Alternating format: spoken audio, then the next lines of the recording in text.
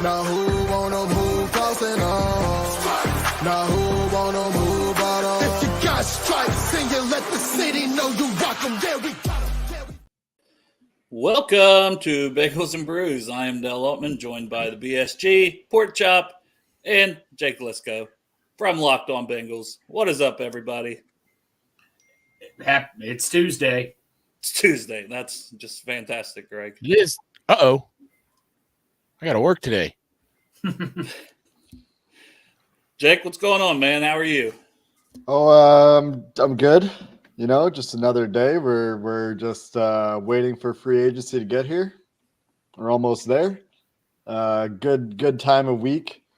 Good time of year in the NFL calendar for the Bengals to be making some decisions on their own guys, and we'll see if any. I would say maybe some of the smaller deals. We'll see if we see any of those happen in the next couple of days before Monday.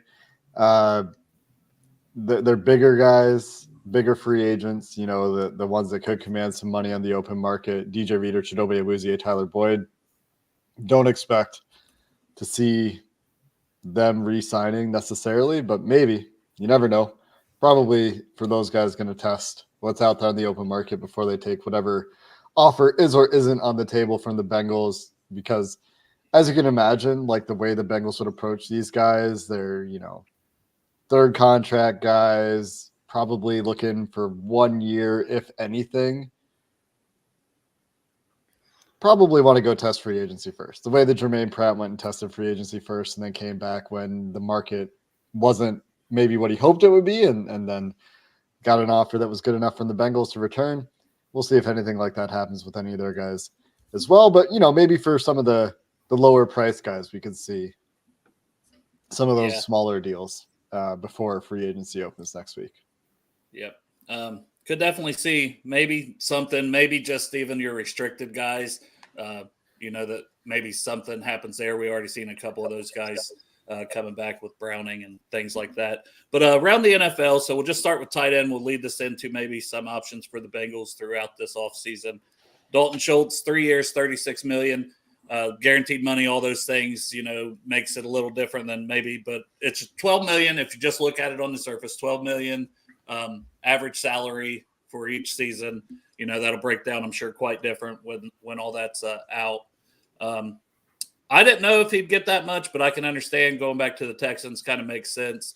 Probably a pipe dream for the Bengals all along. Didn't really necessarily think he'd be a super big option. But he's one of those top tier dream, put him on your dream list. Thoughts on him? I mean, he should have been a Bengal last year for the deal he took from the Texans. We'll see what the contract ends up at. We saw Mike Evans' contract reported at $52 million, and then a couple days later, it's in fact 41. Is that right? So we'll see what the deal actually is for Schultz when we get those details in a few days. And that's going to be the case for all of free agency. It's just a disclaimer for anybody out there who's going to be paying attention, you know, through the free agency process, that the initially announced deals might not be what they actually are. But it is in the ballpark of our guy, Brad Spielberger, who we're going to have on Locked on Bengals tomorrow.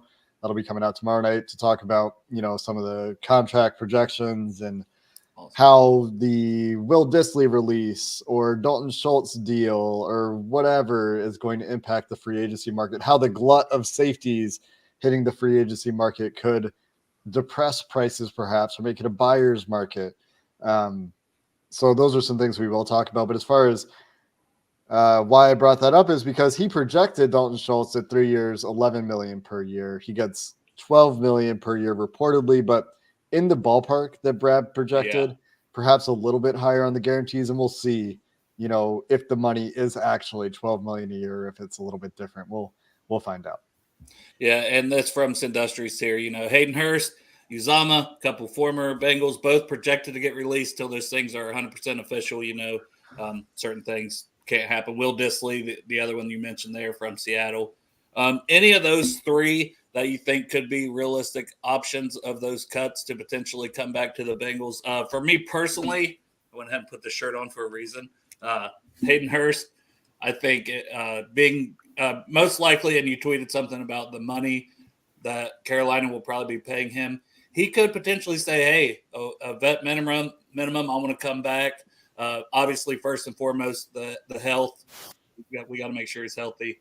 Everything's good. You don't want to put a guy out there if there's issues there. But just thoughts on those 3 tight ends. Yeah, I think that Disley is probably the best of the bunch by probably a pretty significant margin. Like, he's who you hope Drew Sample would be before Drew Sample kind of had this quote unquote breakout 2023. Hurst and Usama both would be vetmen guys that we'll see if they make the team. 1-year deals. Let's see if they can contribute. Neither of them are guys that I think they should sign expecting to start. Neither of them are long-term solutions. Neither of them are very exciting. Neither of them really move the needle for me. Hayden Hurst didn't move the needle for me when they signed him, though, and he was exactly what I expected him to be. He's just a solid tight end, which is great, and something they didn't have last year until the end of the year when they found it in a platoon. And you need at least that, but right. I am definitely aiming quite a bit higher. Yeah, Jake, I mean, last year, loaded tight end class in the draft. There was, like you said, there was some good free agent tight ends last year. Were you shocked like I was we did not draft a tight end last year in the draft?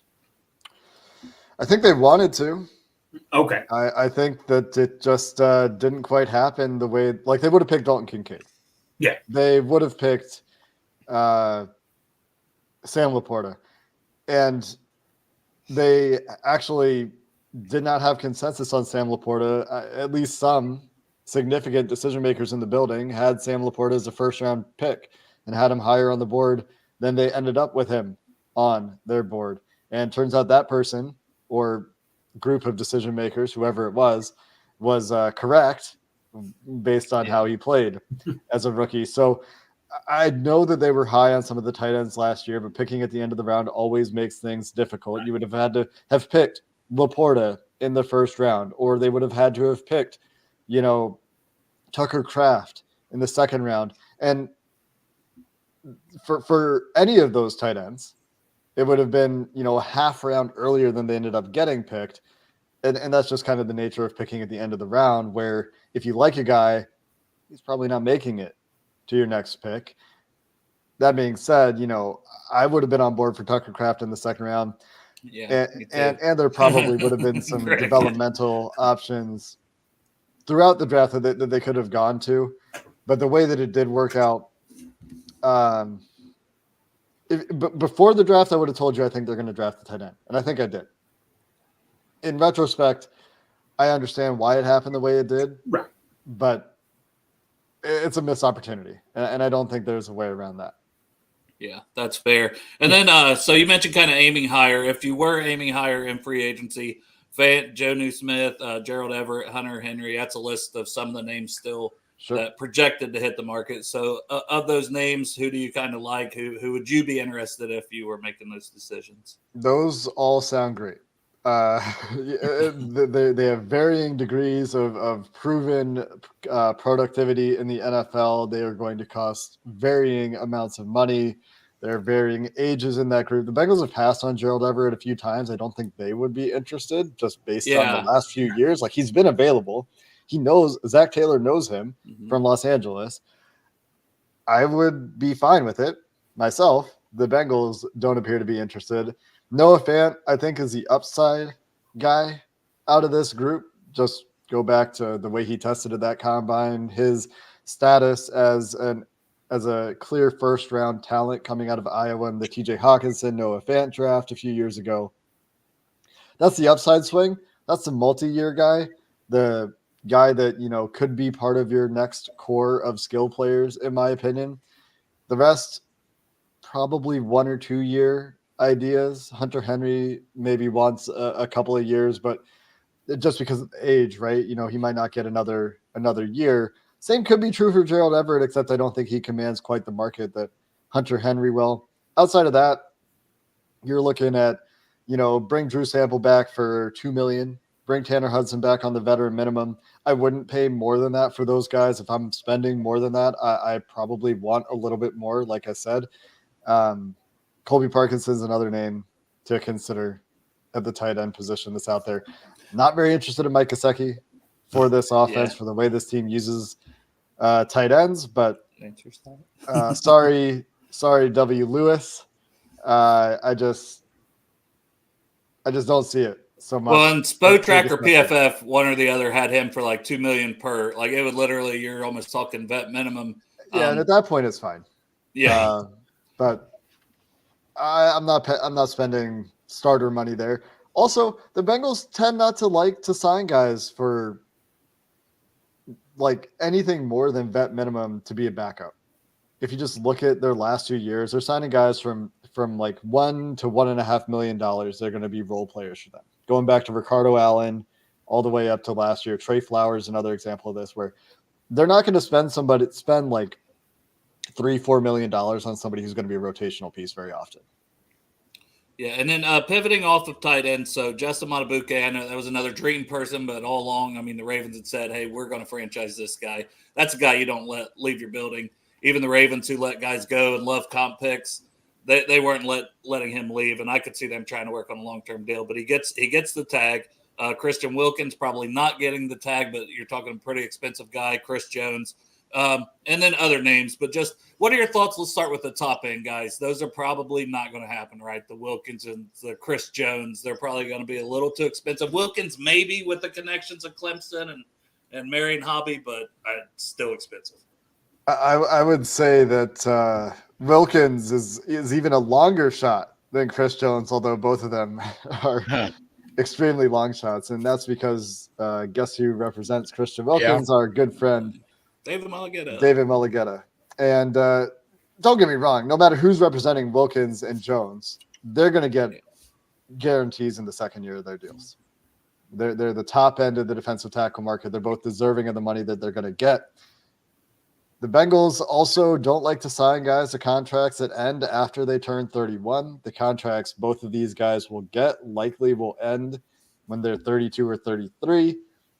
Especially the defensive tackle position, the Bengals have a history of shying away from players going to those ages. That being said, you look at the depth of the defensive tackle class, and it's old, relatively speaking, for defensive tackle ages in the NFL. A lot of guys in the 29 to 30-year-old range between DJ Reader, Grover Stewart, the top of the market, Chris Jones at the top of the market.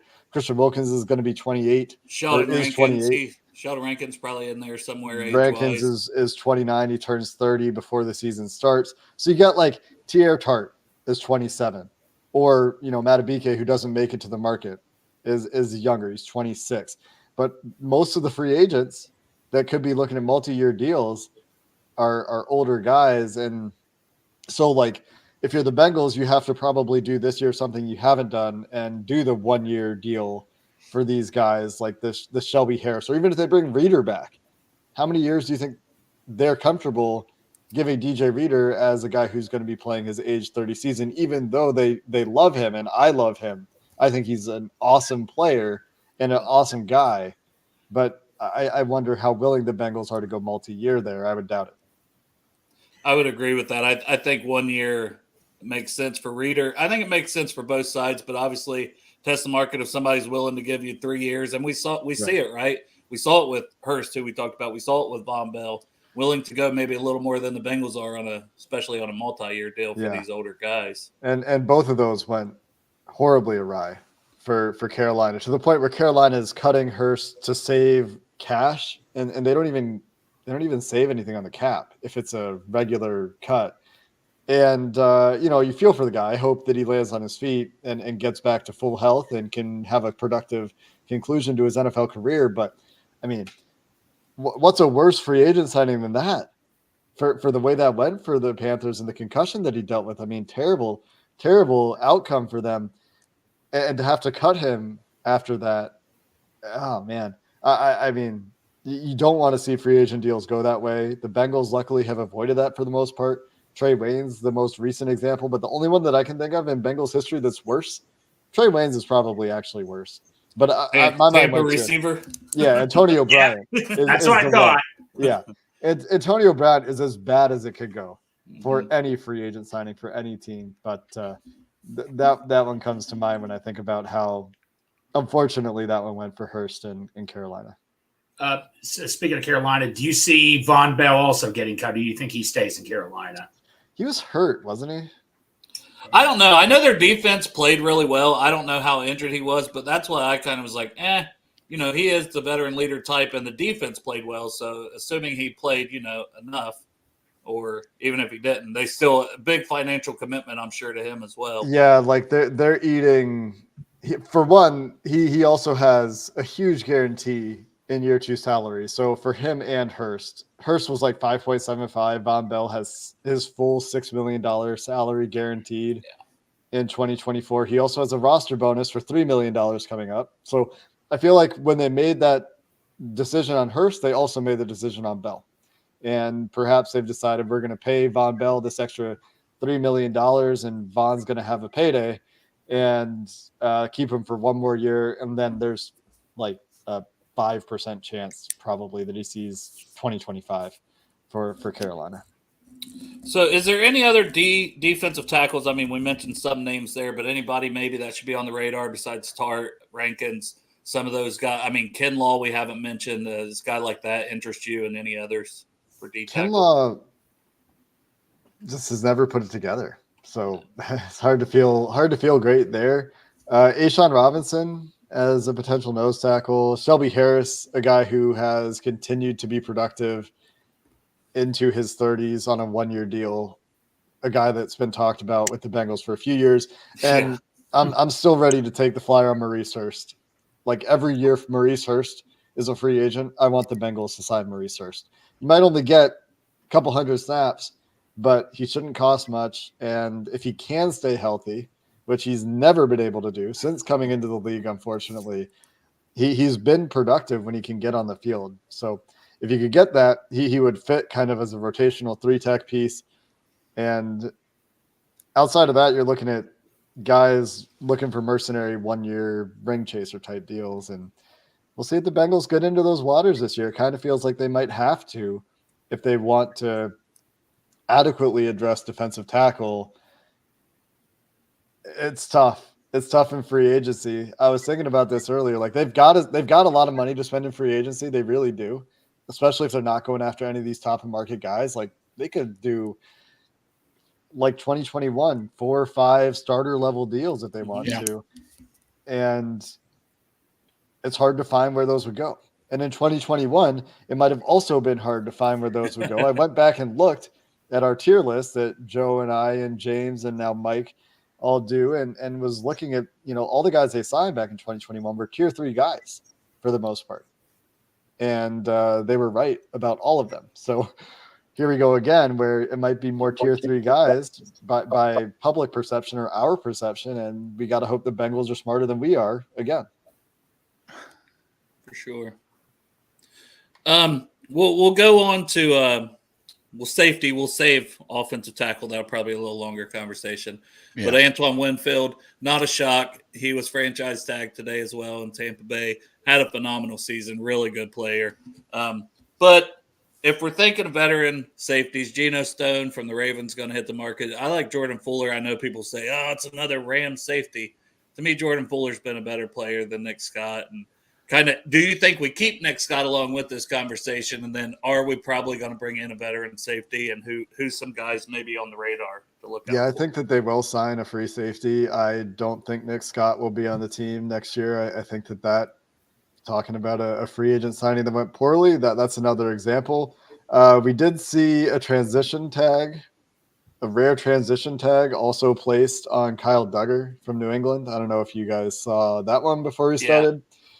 And Quandre Diggs was the guy I think you were talking about before the show started too. Yeah, Quandre Diggs is going to be a free agent from Seattle. No compensatory attachment there because he was cut. Something to keep in mind for the Bengals. Not that I expect them to have huge compensatory pick strategy in this free agency period. They have too many guys to sign, I think, and I don't think they have outgoing free agents that are going to be big money. Like last year, they 100% planned on the Jesse Bates 3rd-round pick until Orlando Brown fell into their lap. Yeah. But I do think they're going to go sign a safety. Now, how much are they going to spend there? Well, they weren't willing to give Jesse Bates a deal, which continues to be a decision that haunts them. And so probably you're not talking about the Xavier McKinney or better level of safety. You're probably talking about Geno Stone, Jordan Fuller, Jordan Whitehead, Alohi Gilman, Darnell Savage. Like, it's a really long list. Yeah, there is a lot. We covered that on the the show one day, and there was a ton of safeties that Micah would be Hyde, decent mark. Yeah. If they wanted to go 1 year for Micah Hyde, 33 years old, the ring chasing type deal, like there's a lot of guys out there. J-Ron Hurst apparently was terrible according to PFF last year, but before that had been really good. Don't know what happened to him last year in Dallas, but the options at safety are deep, and it's a buyer's market. I don't think they'll go quite as cheap as they went last year, but I do think will spend a chunk of money there, because it's hard to find where they're going to spend a ton of money on tackle and defensive tackle, and where else are they spending a bunch of money, right? With all the money they have left to spend, you could see them signing a starting safety, and I think they will. And a couple other positions. So corner, you mentioned you don't think Cheeto will be back. I mean, if the money worked out, if he lingered, I would be a guy. I thought he was playing better down the stretch that I'd be interested in bringing back. But if somebody's going to give him $8 to $10 million per year on 2 or 3 year deal, then he's gone. I don't think they're bringing him back at that price, especially invested the 2 second rounders already and the young guys. So maybe who's a couple other names and your thoughts on Cheeto? Cheeto could be back. I just don't know if it'll happen before free agency. I think he's going to see what's out there, right? But I don't think they're in the top of this market at corner. I think they're looking for insurance for DJ Turner. I think they expect Cam Taylor-Britt to blossom into a CB1. We'll see if that happens or not, but I think that's where the team is, judging from what people have said. You know, Paul Dehner Jr. talked about this on one of his podcasts coming out of the combine as well. The team is very confident in Cam Taylor-Britt, but I do think, and of course Mike Hilton. Lou Anarumo called dominant, was their best defensive player down the stretch last year. So no issues there, but they do 100% need an adequate insurance policy for DJ Turner, who ran into that rookie wall, as Lou Anarumo said, and it was visible, right? Like, he started the season and his performance in camp gave us a lot of optimism, and he needs to bounce back in a big way in year 2, and he could, but I'm looking at some former talented draft picks that stand out to me. Christian Fulton, Amik Robertson, down in the 20, they're 25. They're both 25 years old. Both of them shouldn't command a ton of money. I think that the $3 million, $4 million mark is probably around where the Bengals were looking to spend. Rock Ya-Sin could also. That was the one that was in my head. I'm like, played for the Colts last year. Thank you. Went to the Ravens as well last year. Dane Jackson from Buffalo. We could talk about Ronald Darby for like the 3rd straight year. There's a bunch of kind of veteran, long in the tooth. Our buddy John's a Titans fan here, so he's not high on the Christian Fulton. He did mention for safety Kevin Byard, though. So who's also on the safety. And I don't know what the market will be for Byard or 31 where I think he already. is anymore in his career. Fulton, you know, attitude issues, former 1st-round picks. This is something that the Bengals used to love to do. That used to be every year. And that was more of a Marvin Lewis thing than a Zach Taylor thing. But there is, of course, the LSU connection. The pedigree is there. There is at least some NFL track record of success for Fulton, unlike Jeff Okudah, who's really struggled in the NFL for the most part. It's been awful. Some discussion around Okudah there. But outside of that, see if somebody gets cut. I don't know. I don't even think they're talking about like $8 million for a corner. I don't think they're looking to pay a guy mid-range starting money. I think they're looking to pay a guy 2.5 to 5, maybe. Yeah, 5 would be the very top end, I would say. Like I think around 3 to 4, like I said. And if they could go lower, great. But they do probably want a guy that's got a little bit of experience and can play if DJ Turner is, for whatever reason, not ready to go or takes a step back or whatever it is. I think, they're still very confident in Turner's progression and hopeful there, but I do think that they're aware that they need an insurance policy there. Yeah, I think so too. Chop, you're a big Turner guy. Anything on Turner or any questions? Because you've been pretty quiet so far. No, the only thing I was saying is when we were talking about safety and we were talking about what we got, I was wondering about Mike Hilton possibly playing safety. Is that a possibility? Just judging from what Lou Anarumo said at the combine, it doesn't sound like they're really considering that. He does occasionally, he lets them rotate coverages in a certain way that he'll get back there to safety on a few snaps and he'll play post safety, 30 times a year when they rotate a certain way. But I don't think a full-time move is in the cards for Hilton, especially this year. They like him way too much in the slot and what he does in the role he's in. And I think unless he were diminishing in his ability to stay with guys, as a cover corner, which has never been his primary strength, right? As like a man corner, but he did get better at that as the year went on last year, just compared from the beginning to the end of the season. Like if you started to see an athletic dip there, that could force their hand a little bit. But, last year of his deal at this point, right? I think that they'll let him play it out at the position where they feel he makes the biggest impact.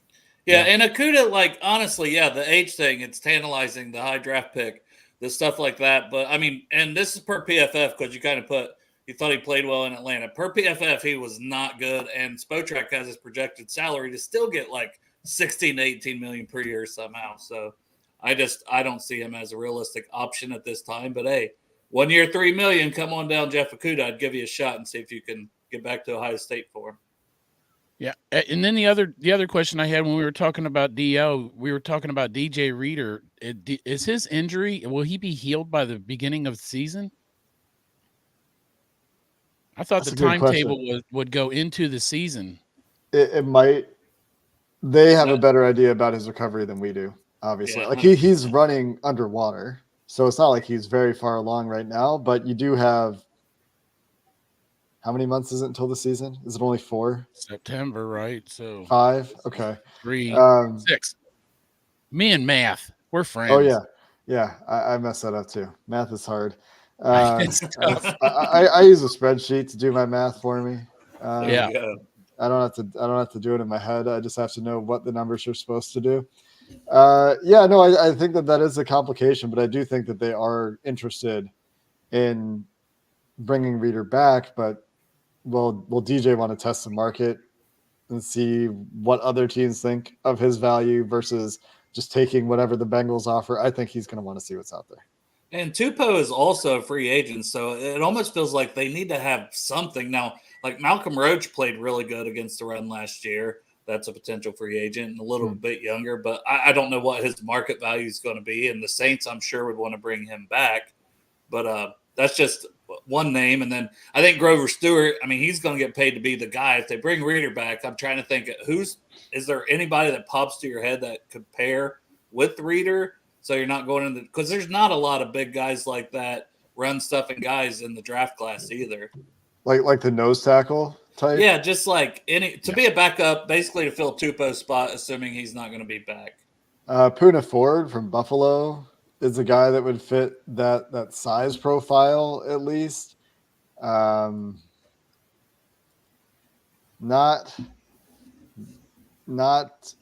immediately thinking of too many. Raekwon Davis, Ashawn Robinson. Those would be some other ones that they might need too much money. I'm not sure. Depends on how much. Like I said, depends on how much the Bengals want to spend there. They typically don't want to spend on rotational pieces very much. I think they should. I think they probably need to spend a little bit more in that category.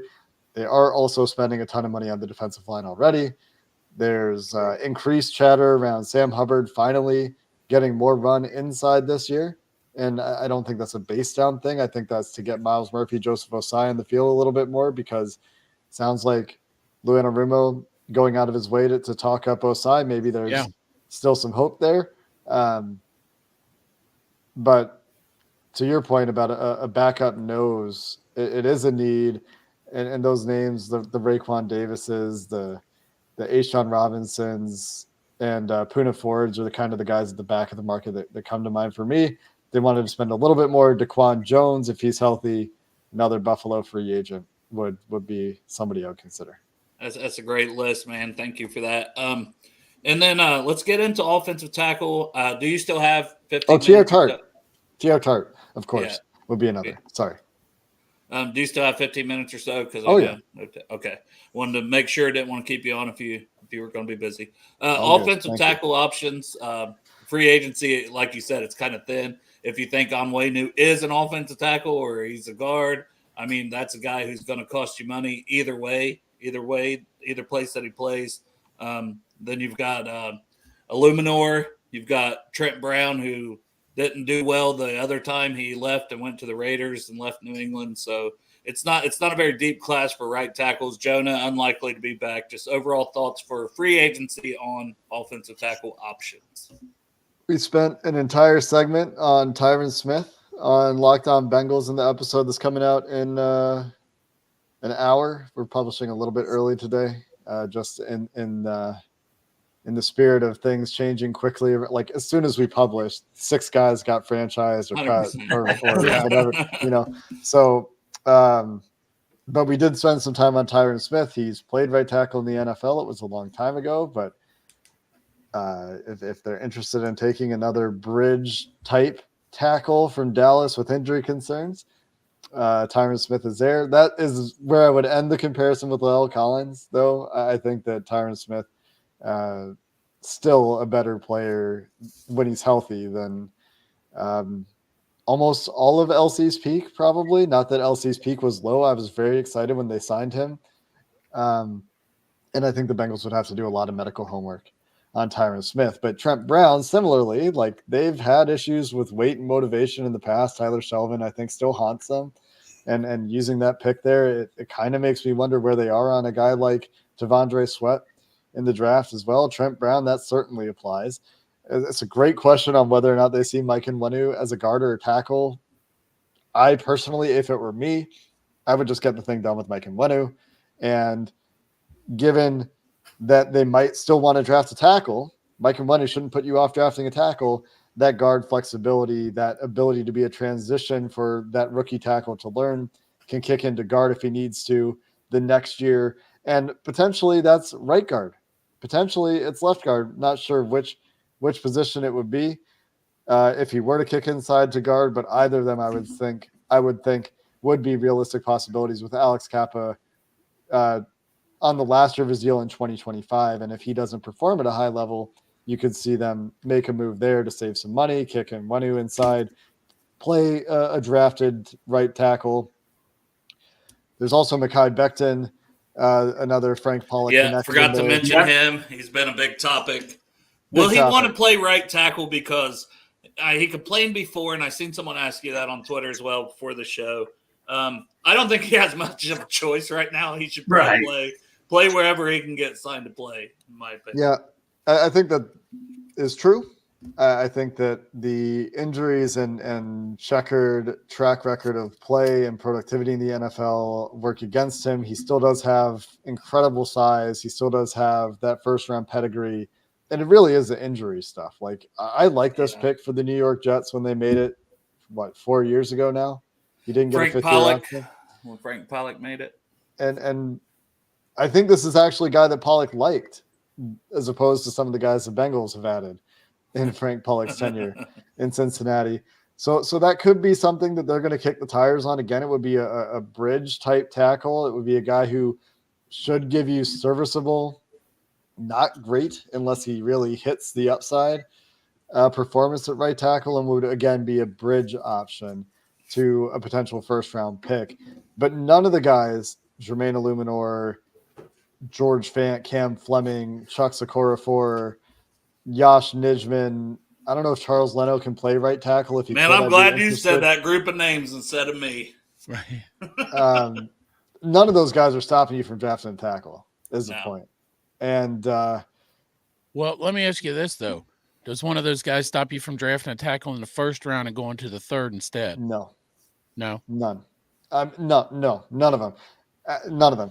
This year, none of them. I mean, high quality tackles rarely get to free agency in the first place. 100%. And if they do, there's probably a reason. Jermaine Illuminor does make sense on paper for the second straight year as a, adequate low-end starter kind of replacement who has some positional flexibility as W. Lewis. I think it's Will. It is Will. It is In Will. the chat. And so from that perspective, it makes sense, but I don't get the feeling the Bengals are as interested in Illuminor as you might think. So I do think that what we probably end up with is either a budget option or think about what Duke said at the combine. I think they want a rookie. I think ideally one of their top tackles is available at 18. I think that's kind of where they're thinking right now. Not that they've ruled out any other positions, and there's good defensive tackles, and there's obviously Brock Bowers, and there's good corners, and there's potentially a wide receiver that could be interesting at 18. But the top of this tackle class is so good that the opportunity to pick one, I think, is tantalizing. And then if that's kind of what they have in their head, they probably would want the 1-year type deal. And that's where Duke talks about, if it's giving a veteran an opportunity to rebuild his career or retell the story on his career. And then obviously everybody thinks Mekhi Becton when you hear something like that. Yeah, that immediately popped to my head. Mekhi Becton popped to my head. And I would feel more comfortable taking Amari Mims, even though I worry about the injuries with Becton too. But taking a Mims at that point, who I just think the talent could be all pro potential at right tackle. Would you feel more comfortable taking him? What kind of veteran would you want to have to pair with Mims as the tackle? I would be comfortable picking Mims with whatever veteran tackle they sign. I think that the injury stuff with Mims is a bit overblown just because he had a small tweak at the combine. He did miss time, of course, at Georgia. You would have liked for him to have played He more. had a surgery on the ankle, and then he injured his ankle again against Bama. That's what scared me. I don't know if it's the same ankle, but when I was researching all these prospects and stuff, well, that maybe was one just thing rush back to try to play against Alabama, right? Like you could easily see something like that for a high-end he played player. two full games and then got injured in the first quarter with the ankle. So that's the thing. If it was like right away, I would have been like, oh, okay, that's just my concern. Yeah, I mean, you obviously need to do your medical homework, but we as fans should not be, in my opinion. I agree. Is that we have no idea what's going on. The component we have no idea about. Anyone's medicals. So when people tweet at me and they say stuff like, I'm out on Mims. I'm worried about the injuries. Yeah. I mean, you can't be out. Let them figure that out, right? Because when he's on the field, it's not a rawness thing. People look at him and see, he didn't play much. He must be a project. Not the case. A project is a Guyton. You want to look at a project tackle, look at Tyler Guyton from Oklahoma, in my opinion. A lot 13 of starts instead of 8. It's not. Yeah, and like 200 more snaps. But unlike Mims, he's a mess technically. Doesn't kick slide half the time. Hands are all over the place. I have serious year one reservations for Guyton. He's an older prospect as well. He would scare me at 18. He's the one of that group of like 6 or 7 offensive tackles that would scare me the most. He would scare me in the first round, period. Yes, I don't have a first round grade on him personally right now. I think I see him more as a second round kind of talent, just from a technical perspective, but he has the athleticism and the tools and the flashes that probably put him in the first round. But I would let someone else take that risk. There's obviously a possibility that, whose mock was it today? Was it Brugler? Dane Brugler's mock today had like 6 tackles go before the Bengals pick. Yeah, it's very possible. No, I was going to say, Jake, if you had to guess, the Notre Dame guy, he's long gone before I think we all know that. But Alt will be gone, yep. Yeah, so there's 4 or 5 other tackles. Realistically, how many of those tackles do you think personally will be there at 18? If you have a shot to be there, yes. I'm thinking like 2, 3. I'm hoping that's. I'm hoping, right? And that's maybe including Troy Fatanu as a tackle. I still have him as a guard, but man, he can move, right? Like yeah. it's hard. The arm and he has length the is length. good. So it's hard to pigeonhole him as a guard for me, even though, everyone I talked to, I haven't watched him yet, but everyone I've talked to, I've watched his combine, obviously. And everyone I've talked to says he plays like a guard. The two-hand punching, the aggression, the over-aggression, thinks that it would translate better in a phone booth. But Fuaga, Fashanu, if he falls, which it seems like some people are not convinced that Fashanu is the second tackle in this class. Some people think it is Fuaga. Some people think that Lance Zerline, is someone. I've seen Mims. Latham is the best tackle in the class. Renner, I was listening to today, and he said that Mims is probably closer to 2 for him than he is being 4. Like he's had him at 3. Well, the thing with Mims is when he's on, like I said, when he's on the field, and you look at his body type and the way he carries that weight, like that's an absolute freak. I think his vertical, Duke Manyweather, I don't know if you guys saw this. Duke Manyweather, when his vertical was bad, he was like, "No, that's fake. That's wrong. That's a data entry error." Because like Duke trains Mims. He knows how high he jumps. He saw that vert and he was like, "Nah." So I'm personally of the belief that, assuming that he's healthy for his pro day, which it sounds like he should be, he should have a fine vert. We'll see if he ever does the agility drills. It seems like nobody does those anymore, and it is very annoying for the offensive line. Yeah. But if your medicals come back clean on Mims, very comfortable with Mims, comfortable with Fuaga, comfortable with Fashanu, comfortable with Latham, those 4 guys are the ones that I'm hoping one of those guys at 18. So Will can kind of lead us into linebackers here. Maybe if you guys have questions, ask them these last few minutes that we got Jake on. Fire your questions away. But Dolphins are cutting Jerome Baker. The Bengals, it's not necessarily a starter thing for me. Obviously, they got their top 2 guys for the long term in Pratt and Logan Wilson. But depth-wise, most of the guys behind him are scheduled to be free agents. I could see like a Marcus Bailey back of that group, especially. The kid from Duke, Shaka Hayward, that they had as a priority free agent last year. I think he's the guy, undrafted guy, that could maybe make the rotation. You think that's a draft thing or a free agent maybe pickup? And I don't think Jerome Baker's in that conversation, but no, I think it's a veteran minimum kind of thing. Yeah. And I do think that should include Marcus Bailey. I don't. The Bengals just don't pay backup. They're not going to go pay a backup linebacker. No. They don't pay their best special teamers. Marcus Bailey is one of their best special teamers. They don't pay those guys. They like to have them on the team, but they pay them veteran minimum. And or maybe a little bit more. Like maybe instead of 1.125 or whatever it is for vet minimum this year, it's 1.25. And they get an extra $100,000, which, hey, for everyone out there listening, that's a ton of money, right? Like let's do it. Give me that 100 grand.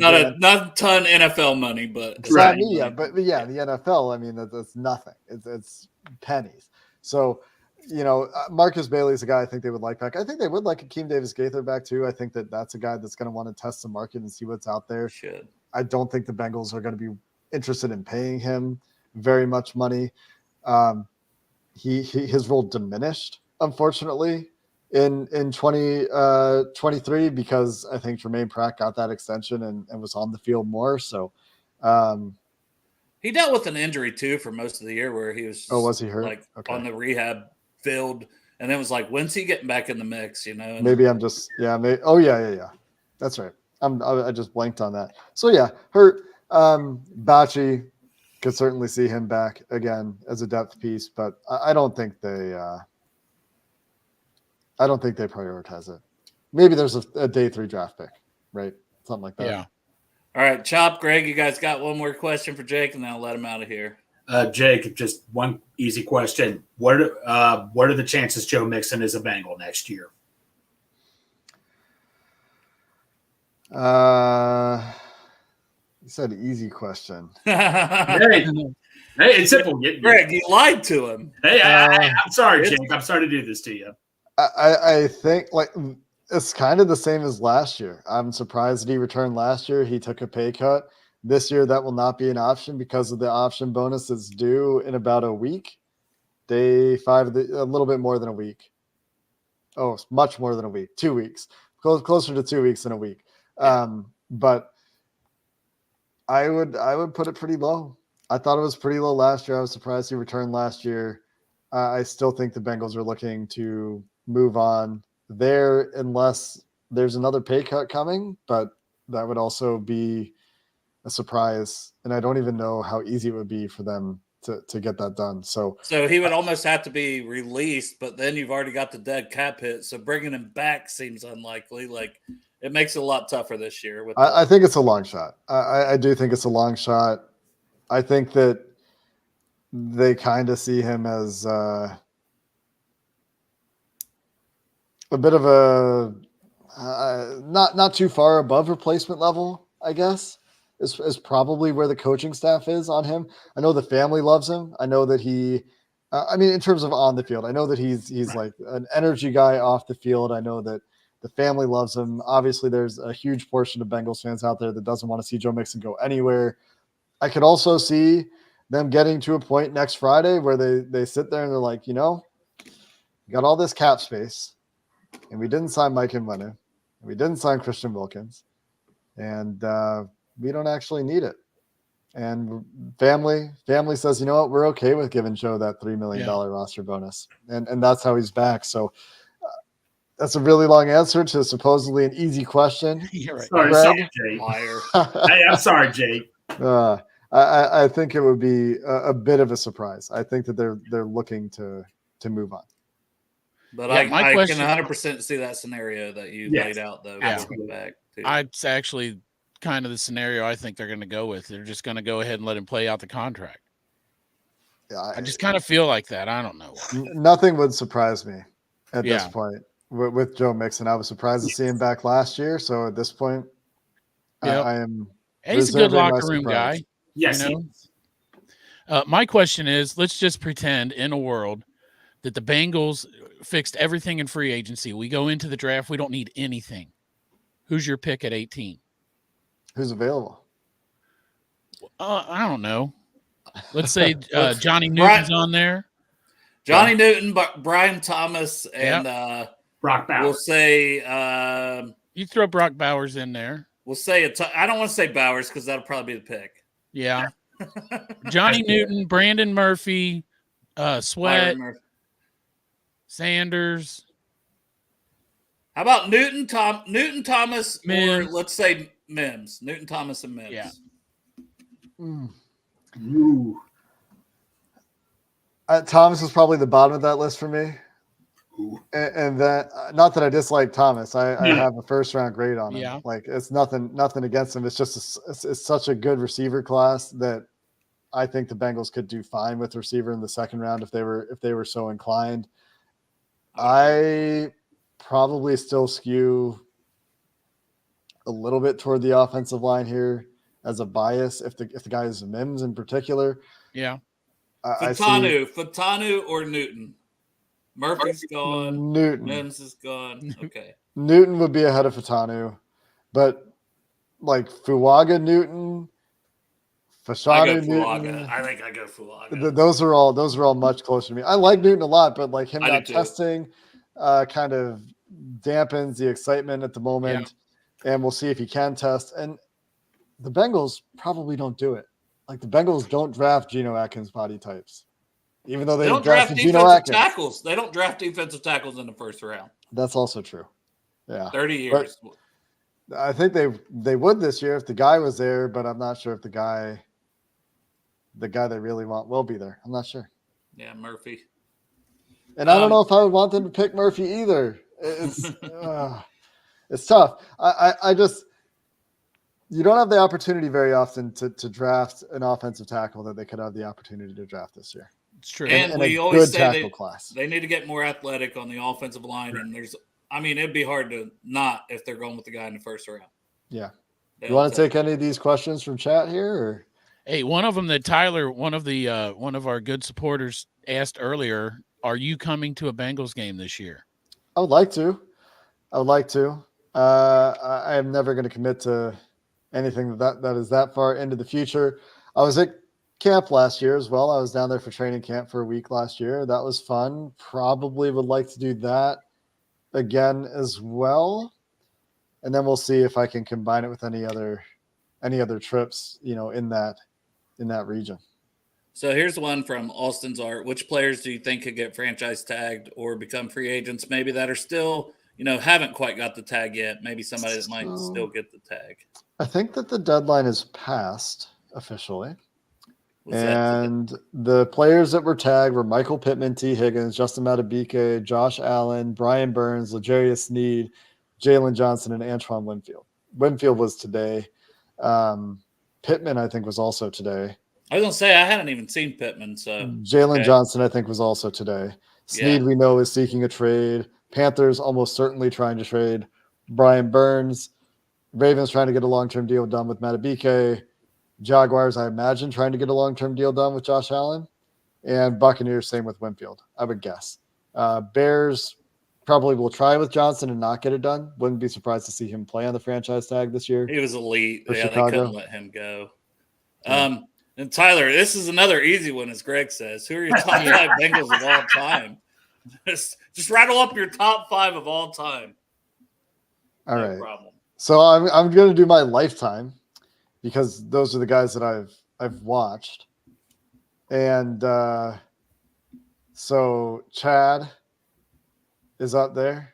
Willie is up there. Witt's up there. Those guys obviously played a very long time in Cincinnati. One that I wish so. I think he's. You can put caveats in there. I think he's on my This isn't my top 5. These are my favorite 5. So there you go. Favorite 5. Also in that list would be Geno. I'm gonna have more than 5 because there's ties. Geno Atkins for sure in that list. I loved Rudy, but probably would be just outside of this list. I love TJ, probably would be just outside of this list. But the one that's in the list for me that probably, I don't know, could be a little bit rarer than a lot of people's Tyler Eifert, who I just wish had stayed healthy. Because that guy was we didn't get to see it. We saw one season of him being an absolute freak.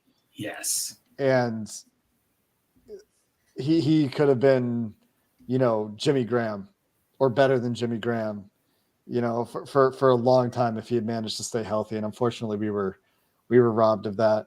DJ Reader is also pretty high on the list for me. I think that dude's real special.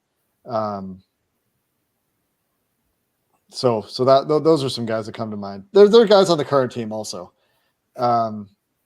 Joe Burrow is very easy to love. Jamar Chase, very easy to love.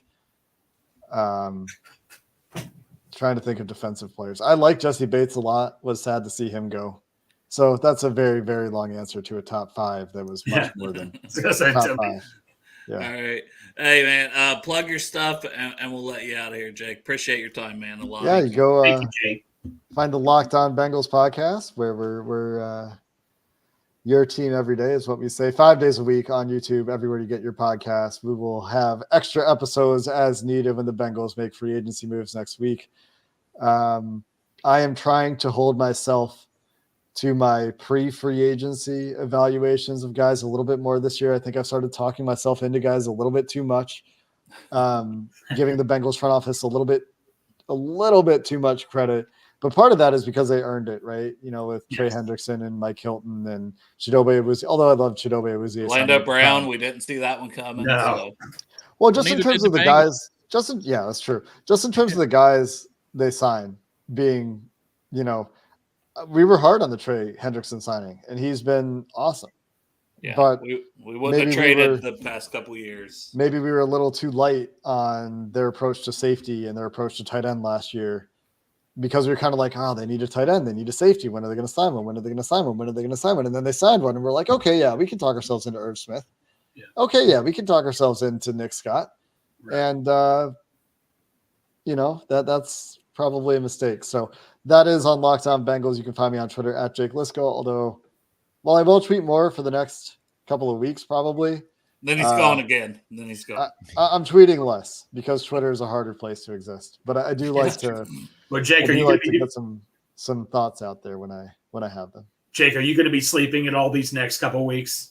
Oh yeah, the Pacific time zone is a big win for free agency for me. Like everybody remembers, maybe not everybody. The people that follow me know that I was literally getting ready to walk out the door for a date when Orlando Brown news broke. We'd just finished recording. I'm like, James, I gotta go meet this girl, and then the news broke, and he's like, sorry, I got it. And then he took care of it, which is great. But that will not I don't expect any unforeseen plans of mine to get in the way this year. Yeah.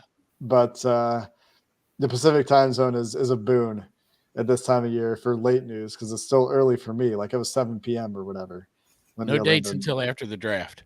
Well, unless you want the Bengals to sign somebody, and then I'll keep the schedule we'll make full. some dates then. Well, if the free agency period starts off slow, we're lining up a date for Jake, and he has to go on it. We don't care. He has to go. Yeah, there you go. I appreciate your time, man. Thanks, guys. Thank you, Jake. Brother. Man, he was awesome. Mm-hmm. Oh, man. Well, anything else you guys want to discuss here?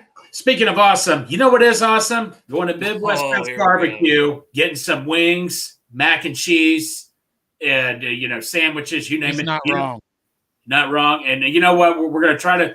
I'm going to try to talk Tim and Nicole into making chopped mac and cheese. See if we can get something taken care of. Yeah, I'm talking about you, Chop. And you know what? You really need to wash that stuff down with some 50 West beer, which they do serve at Midwest Best Barbecue. 2 combinations right here, both awesome. Check them out. He's a professional. Look at that professionalism. If they make a chopped mac and cheese, about the mac and cheese. If they make a chopped mac and cheese, then we just won free agency. No, we did. We will win free agency. No, chopped mac and cheese sounds perfect, man. But like I say, free. I mean, like I guess nothing too shocking happened and all that and stuff. Free agency's getting closer. I was like, I'm still debating whether to take the whole week of work off next week. I'm seriously debating it. Well, at least I think you can do Monday and Tuesday, especially maybe Wednesday when you can sign contracts. So much of that action happens when noon hits Monday. It is a frenzy Monday, Tuesday, Wednesday. Yeah. Well, remember that day? You did 3 shows in one day? You're like, man, nothing happened. I remember I was going to sleep. I was filling out my bracket, which I could have cared less about. Then a text come up. I'm like, oh, Tom, this is probably some fake account or something. And I click on it. Tom Pelissaro, 637,000 followers. This ain't no fake account. It's remember we did an emergency episode. I'm like, I ain't sleeping this night. Grip said, now you talk. Said you were a cardboard cutout for half the episode. Yeah. And Tyler here is saying it all sounds even better on April 26th. Yep, that's so true. There is still, I don't know, 12 tickets left, 14. I think I think it was 14, wasn't it? 14. I knew it was something like that. So there's still 14 tickets for the draft event portion. Cincy Hat will be there from what time? Cincy Hat 5 to 7. 5 to Cincy 7. Hat will be there. So Cincy Hat, that's open to everybody. You can come get your Cincy hats at Midwest Best Barbecue. Then at 7 o'clock, though, $30. It gets you your meal, gets your appetizer, your meal option, your food, along with the appetizer and a drink. Could be a beer, could be a fountain drink, whichever you prefer. The fountain drink's refillable. Yes. The beer is not.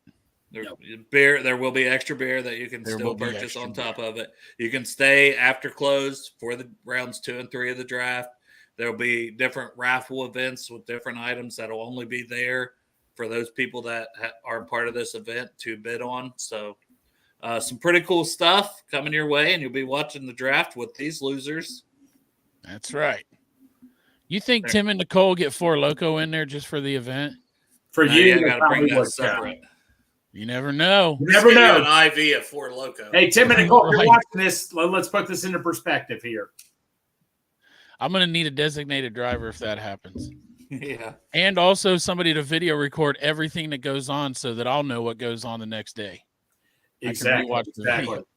But it should be a good time.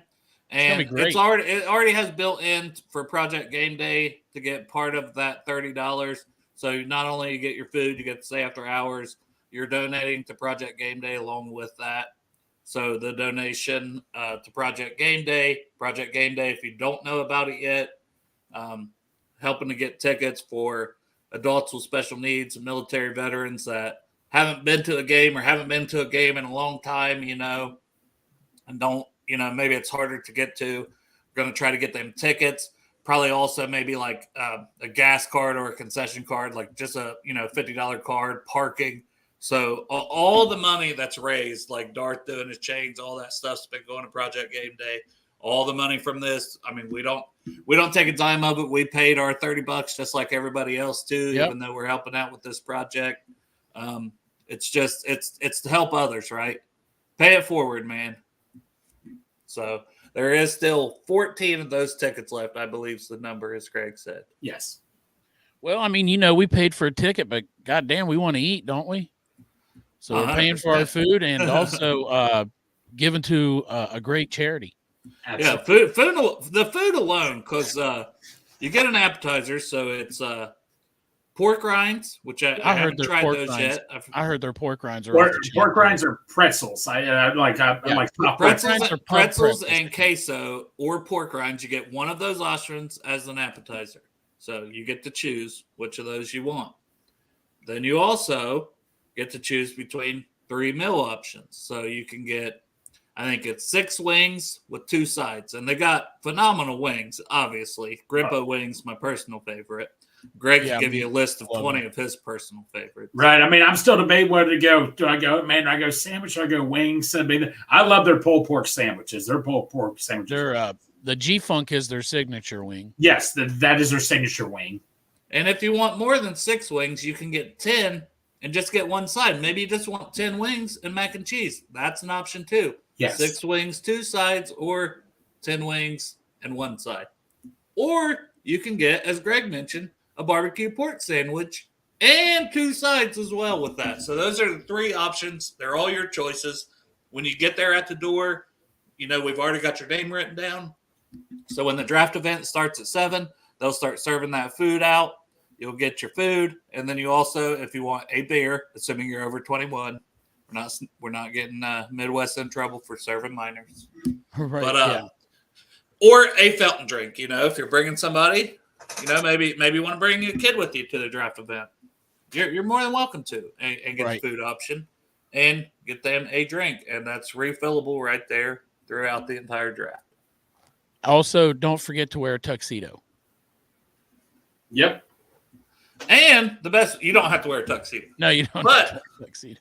The other bonus is if you want a hug from Pork Chop, I'm throwing it in for free. Didn't even get his permission, but it's free hug if you bought a ticket to the event and you want a hug from Pork Chop. You can even grab his butt. Especially if you're a hot chick. Extra hugs. And you can grab my butt. Even if you're not a hot chick, you can hug him and grab his butt. You can only squeeze his butt one time though. Second time for charity. Second time you have to make a charitable donation. Yeah, another donation if you want. If you want to feel both cheeks, like the first cheek comes with the ticket, but the second cheek, like whether you go right or left, you want to see the comparison. That's money for charity. We'll have a bucket. But it should be a good time. That's the thing. So all the people from our show, even Derek's supposed to show up, which is rare. I know we never see him. Who's Derek? Yeah, who is that guy? All the guys from Rally Around the Natty should be there. Cincy Hat. I think Matt from Cincy Hat plans on staying after the hat portion's done, staying and watching the draft with us. Yeah. Maybe some other surprise people might show up. You never know. Yeah. But like it'll Joe be a Burrow. good time. It'll be a Joe good time. Burrow might show up. Joe Burrow might, but it's a possibility. That is basically not. There's negative 0.1 chance Joe Burrow shows up. It's actually a positive, but it's a 0.000001% chance. But it should be a good time. Should be a good time. I mean, and that chance is just seeing that Joe Burrow's hungry that night, has no fucking idea this is going on, and just wants some chicken wings and stops by there and was like, "Oh, what the fuck? Look what's going on." And he's just getting his takeout order because he didn't buy a $30 ticket and have a seat. Yeah, it's his fault. Honestly. It's his fault, but he might stop in there and just grab some Grippo wings and go. But he might stop in and get those. And while he's Higgins will be there. They have a cardboard cutout of T. Higgins. Yes. Oh, yeah. T. Higgins cardboard cutout. We'll be there. Well, when I was at Dale Midwest, we were leaving like, Dale, man, you think they'll say anything if I take the T. Higgins cutout? And I'm like, Dale's like, Greg, come on, I wouldn't do that. He did it. He's going to bring it back for the event, though. And I'll bring it back. If Tim and Nicole are listening, sorry, that was great. Right. Well, I just said this was. I told him not to. You heard him. I said, right. No. Hey, no, Tim and Nicole. I'm just saying. Here's what I'm going to say to you, Tim and Nicole. If you're running out of room, you're like, man, I don't know what to do with this. I will help you out. I will take the T. Higgins cut. I'll even put it here in my corner. When he brings it back, we may need a black light, though. Get your no shit. Greg, get a cardboard cutout of yourself and just go in there and switch them out one day, and that way they don't even know. They won't even know. Nobody will know the difference. Switch your cardboard cutout with T's. Sarah is supposed to be there, even though Crip got so excited he spelled her name wrong. Right. Derek and Sarah are supposed to be there. Right. So I mean, Sarah's going to be there. That should sell 14 more tickets right off the bat. Oh, and John will be there. And My John. seat neighbor. And Pork Chop's butt that you can grab. My ass will be there. And maybe on fire. I don't know. Greg, tell people about tomorrow. We doing another show? Or this is man, I tell you what, man, the train just keeps on rolling. I mean, Jeff Hobson, longtime Bengals writer. I know he was on the show last year, and Dale, I know you fortunately you weren't feeling well, but I know Derek and my wonderful co-host on Rally Cincy James got to interview him. But dude, Jeff Hobson, or we call him Hobbs, he will be on tomorrow at 3:30. I'm so excited for this. I've been reading about Jeff Hobbs. Dale, I think you can vouch for this. I think we can all vouch. I've been reading about Hobson since like 2002 for me, or whenever I first remember reading it on the Bengals website. I mean, I'm so excited to have Jeff Hobson. Here's the thing. If you guys hate the Boston Red Sox, I would not tell him that, is all I'm going to tell you, because he is a huge Boston Red Sox fan. I think last year we even got an appearance from his dog. Yes, I believe so. We'd have to go back and look at that. But, Jeff Hobson, super, super excited to have him on tomorrow. Longtime Bengals beat writer. This is so cool. And so today, Jake Liscow, if you missed the show, go back and check it out on YouTube. It's always there. All our old shows are there. Told us all the ways we could spend the money. Tomorrow, Jeff Hobson's going to tell us how we have no money. Yeah, right. I'm just kidding. We love Hobbs. But he tries to take a more realistic approach with the money and how the Bengals spend it. But that doesn't always mean everything. But we'll get his opinion. We'll get his maybe draft opinions, just his thoughts on everything Bengals related. Should be another fun show. We appreciate y'all for tuning in. Yeah. Chop, tell them how much you love them and sign us off, baby. If this is the amount of love in the world, like this is all the amount of love in the world, everybody that's in our chat right now, it's like this. You can't even see it. It's eternal. Your love for the show and our love back for you is eternal. And that's all I can say. Hoo day. We'll see you tomorrow.